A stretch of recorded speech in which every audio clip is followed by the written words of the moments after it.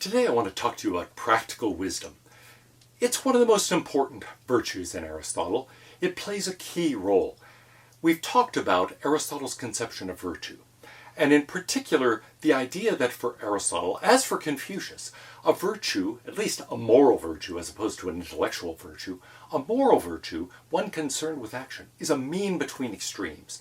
There are essentially two ways of going wrong. Now, with a lot of virtues, it feels as if there's only one way. What's the opposite of honesty?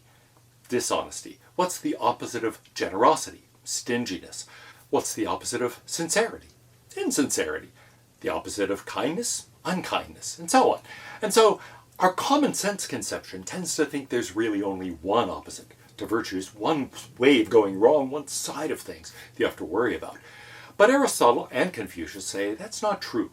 There are two sides, and so we have to be very careful. Yes, you can be dishonest, not honest enough, in other words, but you could be, in effect, too honest. Now, of course, they wouldn't put it that way because honesty they think of as a virtue, and so when you become, well, as it were, too honest, you become, what, rude, blunt? Something like that. And the same thing is true with generosity. Stinginess is not enough generosity, but you can, in effect, be too generous. And again, they wouldn't quite put it that way. Generosity is a virtue. But that vice that involves too much of whatever that thing is, that becomes, well, indulgence maybe. And so there are two ways of going wrong. Now, here's what's crucial about practical wisdom. It's how you find that mean. So one way to think of this is to think of the range of choices you have. You might think of a virtue, in either Aristotle or Confucius, as something that constrains a basic human emotion or drive, or maybe a collection of those things, and it can constrain it too much or too little. So we might think of there as being a spectrum here. And Aristotle says doing the right thing, being virtuous, is a matter of finding the mean there. He talks as if it's a point, that mean. Probably more realistically, it's something like a range. What's the ideal response to somebody who's in need, for example? Is there one thing you should do or amount you should give or something like that? Maybe, but maybe it's really a range of things we would describe as virtuous things. However that may be, whether it's a point or a range here, we're trying to find that. And so we're trying to find the points at which we distinguish what is good, what is virtuous here, from the things that involve vices. If we constrain too little, we get, as it were, vice number one, I'll say. That's the vice we normally think of, like dishonesty compared to honesty, or stinginess compared to generosity. But then there is a second vice corresponding to these that involves going too far, doing too much in the other direction. And so that would be like being rude or blunt, being indulgent, and so on. It would be a matter of actually going too far in what we'd normally think of as the virtuous direction. Now, typically, there is one side here that it's much easier to fall into than the other, which is why common sense focuses on that as the opposite. Well, here's the idea. Practical wisdom is what enables us to find those points, to find the mean, to understand what that point is or what that range is, so that we understand how to act. Well, that makes it crucial. It's very important to be able to do that. Confucius describes this as knowledge. We've got to know where to draw these lines. But Aristotle's more specific. Practical wisdom cannot be scientific knowledge nor art. Not science, because that which can be done is capable of being otherwise. Not art, because action and making are different kinds of thing. He says it's not just any knowledge, it's not just a sort of thing that's a science that you can teach people, nor is it an art, because arts are things that can be done better or worse, well or poorly. There's such a thing as an excellence in an art. This is instead a virtue. That is to say, it is itself an excellence. Practical wisdom is the excellence of being able to find that virtuous mean and not falling too far in either direction. We've got to know, Aristotle says, what to do in every situation. We've got to know what the right thing is to do, and we've got to do it at the right time, in the right way, toward the right object, and in the way that a virtuous person would do it. It's very hard to do all of that. How do we manage it? Well, we have to know where to draw those lines and how to find that mean. And that is itself a virtue. Virtue makes us aim at the right mark, and practical wisdom makes us take the right means. Here is how he defines it. It's thought to be the mark of a man of practical wisdom to be able to deliberate well about what's good and expedient for himself, not in some particular respect, for example, about what sorts of things conduce to health or to strength, but about what sorts of things conduce to the good life in general. So people can be wise practically about all sorts of things. Somebody may know what to do in order to stay healthy, or to build up strength, or how to solve plumbing problems, or how to fix your computer when things go wrong, and all sorts of things of that kind. And that is a kind of virtue. There's a kind of techne there, a kind of skill, a kind of technical wisdom involved. But practical wisdom is the sort of generalized aspect of that. It's something that lets us know what to do in all sorts of situations. It's the person who is capable of deliberating, Aristotle says, that has practical wisdom, that understands enough about what is good to deliberate wisely and well. Here's another characterization. It is a true and reasoned state of capacity to act with regard to the things that are good or bad for human beings. So it's a question of being able to recognize what's good and bad, what's valuable, and to what extent, and how do I approach this particular problem in order to reflect that and get what is good. Good action itself, Aristotle says, is the end. It's for this reason that we think Pericles and others like him have practical wisdom, namely because they see what's good for themselves and what's good for people in general. So practical wisdom is something like the excellence involved in choosing the right thing, choosing not only what is valuable, but knowing how to accomplish something, how to do something, how in general to pursue the good for human beings. Practical wisdom is the quality of mind concerned with things just and noble and good for man. So it's a reasoned and true state of capacity to act with regard to human goods. It is a capacity to act. It is a capacity to actually do the right thing, to find the virtuous mean between those extremes. It's a very difficult thing to do. And so, as he points out at one point, there are many different ways of going wrong. There's really typically only one way, or at least a very limited set of ways of going right. Hard to do that. Many ways to go wrong, hard to manage to find the right thing to do at the right time, in the right circumstances, toward the right object, to the right extent, and for the right reason. Now, here's part of what makes it so hard. Aristotle says it's not just concerned with universals. It is not something that involves, even though it does involve a general knowledge of what's good for human beings, it's not something that you can just get by on general knowledge with respect to. No, you need to understand the particulars. You are acting in a particular situation toward particular people. And you've got to act in particular ways, in a particular social setting, at a particular time, and all of those things complicate the picture. So it's one thing to know some general rules about how to approach problems, about how to solve problems, what things are good. Oh, that's valuable.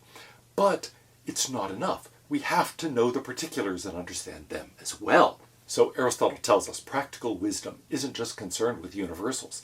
It's concerned with particulars. It's got to recognize them. It's practical. And practice, actually acting in a certain situation in the world, requires particulars. It requires particular knowledge of that situation. Now, Aristotle draws, I think, some important lessons from this. One is that ethical knowledge, while it's important in general, is not enough. It's not enough. You can study ethics all you want. It doesn't make you a good person. In fact, there's some empirical evidence that studying ethics can actually make you a worse person. It's disturbing. But why? Well, because you get the impression you can substitute that kind of general knowledge for the particular understanding that's really required to be a good person. To find that mean in a particular setting, I have to understand that setting. I have to understand those circumstances, the particular people involved. What will happen if I do this kind of thing in this particular circumstance? And so I've got to understand the ways of the world, not just a general ethical theory about what's good, what's bad, what constitutes a virtue, and so forth. All that knowledge is good, Aristotle says, but it's not enough. And gaining it can tempt us to think it is enough, and that's a serious mistake. He says, look, that's why some who don't know, and especially those who have experience, are more practical than others who know. That is to say, have theoretical knowledge. It's characteristic of people with practical wisdom to have deliberated well. Look at what they've decided. Have they made good decisions? Have they deliberated well? Don't test them on theoretical knowledge of ethics. Say in practice, do they do the right thing? Have they deliberated well? Have they actually accomplished good things? Have they lived a good life? That's what really matters in ethics.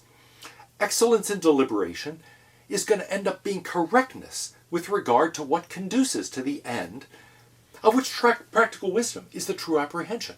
In other words, you look at the person and say, well, are they doing the right thing? Are they leading a good life? Are they, in the end, virtuous? And if they are people of practical wisdom. Whether or not they can tell you what they're doing, it's a question of finding that mean. And there are lots of people who can find the mean but can't explain why. Other people, yes, they approach it theoretically, and maybe they do approach the mean and they find it effectively and they can tell you why. Good for them. There are other people who can tell you all sorts of things about ethics, but can't actually in their own lives find the mean very well at all. Aristotle says, yeah, those people may have a great deal of theoretical knowledge. They don't have practical wisdom. And in the end, for actually achieving the good and acting virtuously, this is what matters far more than any theoretical wisdom.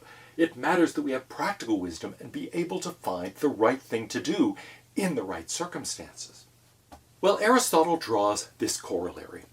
We ought to attend to the undemonstrated sayings and opinions of experienced and older people, or of people of practical wisdom, not less than to demonstrations, that is to say, theories about ethics or any other subject, because experience has given them an eye.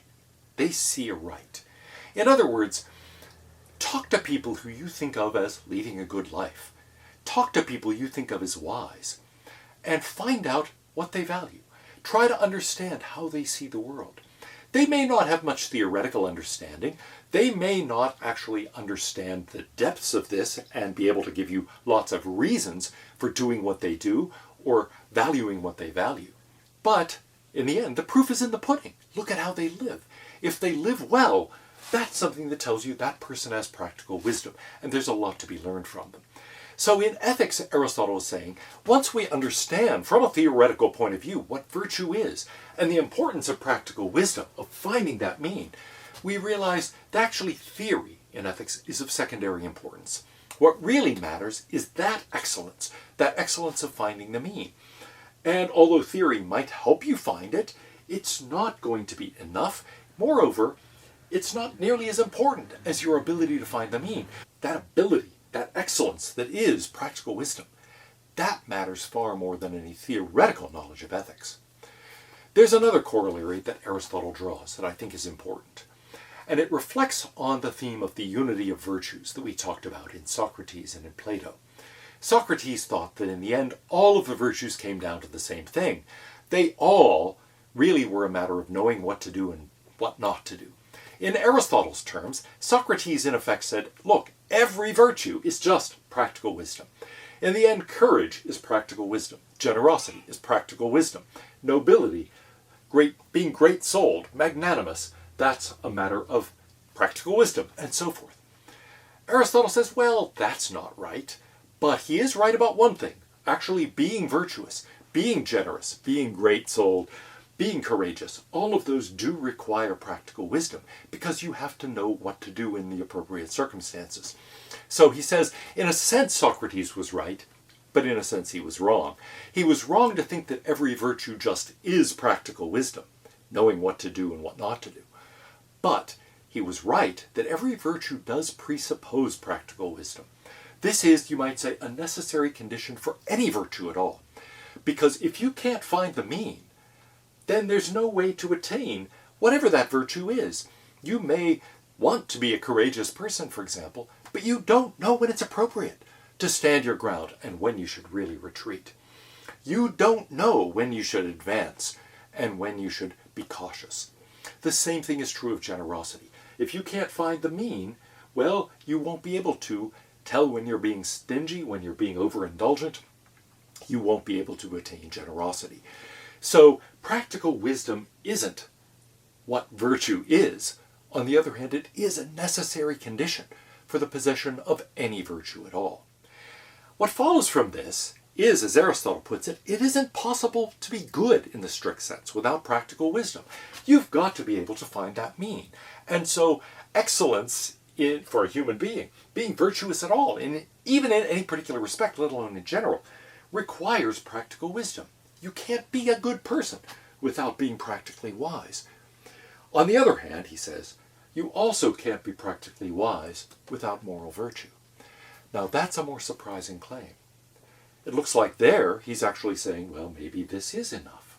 If you have practical wisdom, you have a generalized excellence that will enable you to know what to do, to find that mean when it's an issue of courage or generosity or kindness or anything else. And so there's a way of taking what he says there that makes it sound like he's siding with Socrates after all. I don't think he is. I think it relates to the point about the importance of habits. That is to say, how do you attain practical wisdom? We've said already, it's not a matter of theoretical study. You don't read books about practical wisdom and become practically wise. How do you do it? You observe people who are leading good lives. You observe people with practical wisdom, and you try to develop the sensitivity that they have to see when is enough and when it's too much. And so the idea is really this.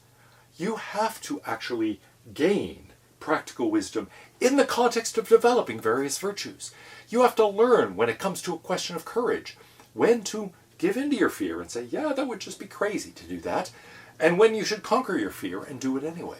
You have to learn when your action would actually involve going too far and become rash or foolish as opposed to courageous. All of those things are involved in becoming courageous, and that's one dimension of practical wisdom.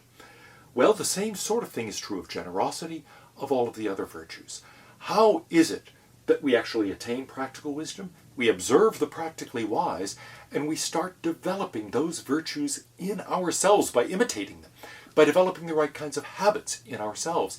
And so in the very process of developing practical wisdom, we are developing moral virtues. And it's not because moral virtue just is the same as practical wisdom. It's rather because we learn various ways in various kinds of contexts of finding that mean. And so learning to become virtuous in one respect or another respect is actually developing some dimension of practical wisdom. In the end, then, you can't have moral virtue without practical wisdom, but you also can't become practically wise without developing moral virtues. That's how you do it. And how do you develop those virtues? By developing the right habits in yourself. How do you do that? You observe. You find role models to follow. You say, I want to be like that. That person's courageous. That person is generous. That person I admire for their sense of humor. I admire that person for their sincerity. And all of those things are dimensions that will eventually lead you to a generalized ability, an appreciation of the good, and an ability to find the mean and learn how to distinguish virtue from vice.